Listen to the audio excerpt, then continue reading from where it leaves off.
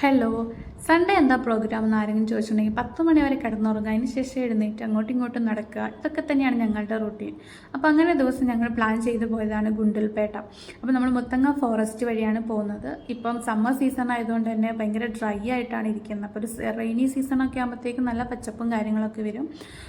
ഞങ്ങൾ ഉച്ചയ്ക്കുള്ള ഫുഡൊക്കെ പാക്ക് ചെയ്തെടുത്തിട്ടാണ് ഞങ്ങൾ പോന്നിട്ടുള്ളത്. മെയിനായിട്ട് ട്രാവൽ ചെയ്യുക, അതായത് റിഫ്രഷ്മെൻറ്റ്, ജസ്റ്റ് ഒരു വൈബിന് വേണ്ടി പോയതാണ്. മെയിനായിട്ട് വണ്ടി ഓടിക്കുക എന്നുള്ളതാണ്. ക്ലച്ച് ചെയ്താൽ ബ്രേക്ക് ചെയ്താൽ എന്നുള്ളത് ഡ്രൈവിങ്ങിന് ശേഷം, അതായത് ലൈസൻസ് കിട്ടിയതിന് ശേഷം നോക്കിയിട്ടേ ഇല്ല. അപ്പോൾ നന്നായിട്ടൊന്ന് ഓടിച്ച് പഠിക്കണമല്ലോ. അപ്പോൾ ഞങ്ങൾ ഉച്ചയ്ക്കുള്ള ലഞ്ചെല്ലാം ഞങ്ങൾ പാക്ക് ചെയ്തെടുത്തിട്ടാണ് പോയത്.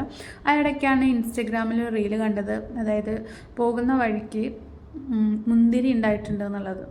ഞങ്ങൾക്ക് ഓൾമോസ്റ്റ് ഉറപ്പായിരുന്നു മുന്തിരി പറിച്ചിട്ടുണ്ടാവും എന്നുള്ളത്. എന്നാലും പോയി നോക്കാം എന്നുള്ള രീതിയിൽ പറിച്ചിട്ടുണ്ടോ ഇല്ലയോ എന്നറിയില്ല. അപ്പോൾ പോയി നോക്കാം എന്നുള്ളതാണ്. അപ്പോൾ അവിടെ അടുത്തൊരു ഷോപ്പിൽ ചോദിച്ചപ്പോൾ പറഞ്ഞത് മുന്തിരി പറിച്ചു, അവിടെ ഒന്നുമില്ല എന്നുള്ളതാണ്.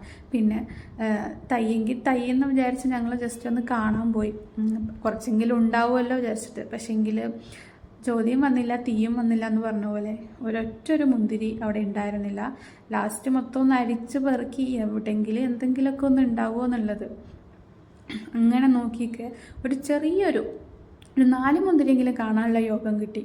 പിന്നെ എല്ലാവരും പറഞ്ഞ തയ്യെങ്കിൽ തൈ എന്ന് പറഞ്ഞ പോലെ ഞങ്ങൾ അതും കണ്ട് സമാധാനപ്പെട്ട് തിരിച്ചു പോകാം. പിന്നെ മുന്തിരി കാണാത്ത വിഷമത്തിൽ എന്നാൽ പിന്നെ സ്ട്രോബെറി വാങ്ങിയേക്കാമെന്ന് വിചാരിച്ചു. സ്ട്രോബെറിയും വാങ്ങി. നമുക്ക് ഈ ഏരിയയിൽ തന്നെ കുറേ സ്ഥലങ്ങൾ കാണാനുണ്ട് ഗുണ്ടൽപേട്ട ഏരിയയിൽ. പിന്നെ നമുക്കിവിടെ നല്ല ഫ്രഷ് വെജിറ്റബിൾസാണ് കിട്ടുന്നത്. അപ്പോൾ വെജിറ്റബിൾസൊക്കെ വാങ്ങിയിട്ട് പോകാമെന്നുള്ള രീതിയിലാണ് ഞങ്ങൾ കുറച്ച് പച്ചക്കറിയൊക്കെ വാങ്ങി. പിന്നെ അവിടെ എടുത്തു തരാനൊന്നും ആരുമില്ല, അപ്പോൾ നമുക്കൊക്കെ തന്നെ കയറി എടുക്കാം. നല്ല പിന്നെ ഞങ്ങൾ അടുത്തതായിട്ട് ആ ഏരിയയിൽ തന്നെ ഒരു ഡാമുണ്ട്. അപ്പോൾ ഞങ്ങൾ അങ്ങോട്ടേക്കാണ് പോയത്. ഈവനിങ് ആയതുകൊണ്ട് തന്നെ അധികം വെയിലൊന്നുമില്ല, അപ്പോൾ നല്ല ഇരുന്ന് റിലാക്സ് ചെയ്ത് പോകാൻ പറ്റും. പിന്നെ ആ ഏരിയയിൽ ബീട്രൂട്ടാണ് നട്ടിട്ടുണ്ടായിരുന്നത്. അപ്പോൾ പോകുന്ന വഴിക്ക് അവിടെ പശുക്കൾക്ക് വരെ ബീട്രൂട്ടാണ് കൊടുക്കുന്നത്. പോകുന്ന വഴിക്ക് ഞാനത് കണ്ടായിരുന്നു. പിന്നെ ഒരു ബീട്രൂട്ടെങ്കിലും പറിച്ച് കൊണ്ടുപോകാമെന്നുള്ളത്, എന്തിനാണ് പറിക്കുന്നതെന്ന് പറഞ്ഞാൽ എനിക്കും അറിയില്ല. അപ്പം ജസ്റ്റ് ഒന്ന് പറിച്ച് ഞാൻ എൻ്റെ പോക്കറ്റിലിട്ടിട്ടാണ് പോയിട്ടുണ്ടായിരുന്നത്. പിന്നെ കുറച്ച് നേരം അവിടെയൊക്കെ നിന്ന് പിന്നെ ഞങ്ങൾ പോയിട്ടുണ്ടായിരുന്നത് കുറച്ചും കൂടി മുന്നോട്ടാണ്. പിന്നെ സൺഫ്ലവർ ഉള്ളത്.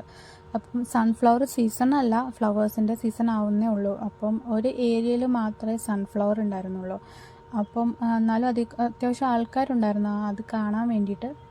20-30 റുപ്പീസ് എങ്ങാനുള്ളൂ നമുക്കതിൽ കയറാൻ, അതായത് അതിൻ്റെ ഉള്ളിൽ കയറി ഫോട്ടോസും കാര്യങ്ങളൊക്കെ എടുക്കാൻ. അപ്പം ഞാൻ പുറത്തുനിന്ന് 2 വീഡിയോസൊക്കെ എടുത്തു. പിന്നെ ഉള്ളിലും കയറിയിട്ടുണ്ടായിരുന്നു ഫോട്ടോസ് കാര്യങ്ങളൊക്കെ എടുക്കാൻ വേണ്ടിയിട്ട്. നമ്മൾക്ക് എപ്പോഴും കാണാൻ കിട്ടുന്നതല്ലല്ലോ, അപ്പം നമ്മൾ എപ്പോഴും വരുന്ന ഒരു ഏരിയ അല്ല. അപ്പം 2 ഫോട്ടോസൊക്കെ എടുത്തു. അപ്പോൾ ഞാൻ ഫോട്ടോ എടുക്കാൻ വേണ്ടിയിട്ട് അവരുടെ ഇടയിൽ കൂടെ കറക്റ്റ് എനിക്കൊരു പൊസിഷൻ കിട്ടിയത് അവരുടെ ബാക്കിലാണ്. പിന്നെ ഞാൻ അവരെൻ്റെ മുന്നിലായി നിൽക്കണേന്ന് ഞാൻ പിന്നെ ശ്രദ്ധിച്ചു. പിന്നെ ഒരു പൊസിഷൻ നോക്കി ഞാനിങ്ങനെ നടന്നു. പിന്നെ നമുക്ക്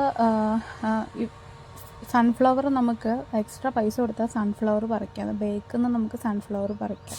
അപ്പം എവിടെ പോയാലും എന്തെങ്കിലും പറിച്ചെടുക്കുക എന്നുള്ളത് എൻ്റെ ഒരു ഹോബിയാണ്. അപ്പോൾ അവർ പറഞ്ഞു ബാക്ക് സൈഡ് പോയിട്ട് നിങ്ങൾക്ക് ഇഷ്ടമുള്ളൊരു ഫ്ലവർ പറിച്ചോന്ന്. അപ്പോൾ ഞാൻ വീട്ടിൽ പോയിട്ട് ബോട്ടിലിട്ട് വെക്കാമല്ലോ, കുറച്ച് ദിവസം അങ്ങനെ വെള്ളത്തിലിരിക്കുമല്ലോ, നല്ല ഭംഗി ഉണ്ടാവുമല്ലോ വിചാരിച്ചിട്ട് ഏത് പറിക്കണം എന്നുള്ള കൺഫ്യൂഷനാണ്. കുറേ കിട്ടുമ്പോൾ ഏത് ചൂസ് ചെയ്യണം എന്നുള്ള കൺഫ്യൂഷനാണല്ലോ. അപ്പോൾ ഏത് പറിക്കണം എന്നുള്ള ലാസ്റ്റ് ഞാൻ പറിച്ച് എടുത്തു. ഒരു നിമിഷം ഞാനൊന്ന് ഗംഗയായി പോയോ എന്നൊരു സംശയം. ആർക്കും സംശയം ഇല്ലല്ലോ അല്ലേ? ഓക്കെ, ലാസ്റ്റ് ഞാനൊന്ന് എങ്ങനെയൊക്കെയോ അതാണ് പെട്ടെന്ന് പറിച്ചാലും കിട്ടൂല. അപ്പം നമുക്കത് അത് മൊത്തം വേരടക്കം പറിച്ചെടുക്കാനാണ് കുറച്ചുകൂടി എളുപ്പം. ഈ കൊമ്പ് കട്ട് ചെയ്യൽ കുറച്ചല്ലേ, എനിക്ക് സിസേഴ്സും കാര്യങ്ങളൊക്കെ വേണം. പിന്നെ ലാസ്റ്റ് ഞാൻ എങ്ങനെയൊക്കെയോ പറിച്ചെടുത്തു. പിന്നെ ഞങ്ങൾക്ക് വേറെ എവിടെയും നിൽക്കാനുള്ള ടൈമൊന്നും കിട്ടിയില്ല. ഞങ്ങൾ നേരെ പോവുക ചെയ്തത്. അതായത് ഇരുട്ടായി കഴിഞ്ഞിട്ടുണ്ടെങ്കിൽ കാട് കൂടെ പോകുന്നത് അത്ര സേഫ് അല്ല. പിന്നെ ഒരു ടെൻഷനുള്ളത് മൃഗങ്ങളൊക്കെ ഉള്ളതുകൊണ്ട് തന്നെ. പിന്നെ ഈവനിങ് സമ്മർ ടൈം ആയതുകൊണ്ട് തന്നെ ഈവനിങ് നല്ല ഭംഗിയായിരുന്നു കാണാനായിട്ട്. പിന്നെ അങ്ങനെ ഞങ്ങൾ പോയി, വേറെ എവിടെയും നിന്നിട്ടൊന്നുമില്ല. പിന്നെ പോകുന്ന വഴിക്ക് ഞങ്ങൾ ആനേനെയും മാനിനെയൊക്കെ പിന്നെയും കണ്ടായിരുന്നു. നമ്മളെപ്പോൾ ഇതിൽ ട്രാവൽ ചെയ്താലും ഈ എന്തെങ്കിലും ഒരു ആനിമൽ ഉണ്ടാവും, ആന, മാൻ, അങ്ങനത്തെ എന്തെങ്കിലുമൊക്കെ ഒന്ന് നമുക്ക് കാണാം. പിന്നെ ദോണ്ടേ കുറച്ച് കുരങ്ങുകൾ തക്കാളിയും തിന്നുകൊണ്ടിരിക്കുന്നു. പിന്നെ ഞങ്ങൾ പിന്നെയും ബോർഡറൊക്കെ എത്താനായപ്പോൾ തന്നെ കുറച്ച് ആനകളെ പിന്നെയും കണ്ടിട്ടുണ്ടായിരുന്നു. പിന്നെ നമ്മൾ കർണാടക ബോർഡർ കഴിഞ്ഞു. പിന്നെ ഞങ്ങൾ പൊൻകുടി ക്ഷേത്രത്തിൽ സീതാദേവി ടെമ്പിളാണ്. അപ്പം നമ്മൾ ബോർഡർ കടന്നിട്ട് നമ്മൾ കുറച്ച് നേരം അവിടെ ഒന്ന് നിന്ന് കുറച്ച് നേരം നിന്നിട്ടുണ്ടായിരുന്നുള്ളൂ.